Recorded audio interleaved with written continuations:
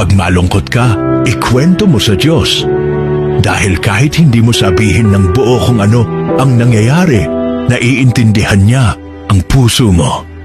Alam niya ang bigat na nasa loob mo. At alam niya kung paano ito pagagaanin. Hindi siya napapagod makinig. At hindi kanya kailanman itataboy kapag lumalapit ka sa kanya. Kapag may nanakit sa'yo, isumbong mo sa Diyos. Hindi mo kailangang ipaglaban ang sarili mo sa paraang makakasakit pa ng iba. Hayaan mong siya ang magtuwid ng mali dahil ang hustisya ng Diyos ay laging tama at makatarungan. Gagamutin niya ang sakit na sila ang nagdulot at babalik niya sa iyo ang kapayapaang nawala. Kapag may gagawin ka, patulong ka sa Diyos.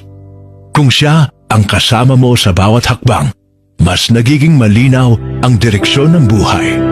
Ang bawat desisyon ay nagkakaroon ng gabay at ang bawat pagsubok ay mas nagiging magaan. Huwag mong ilayo ang Diyos sa plano mo dahil wala kang planong mas gaganda kung wala siya. At kapag masaya ka, magpasalamat ka sa Diyos. Dahil ang bawat ngiti, tagumpay at magandang nangyari ay patunay na kumikilos siya sa buhay mo. Ang mga panalangin mo kahapon, ngayon mo na tinatanggap.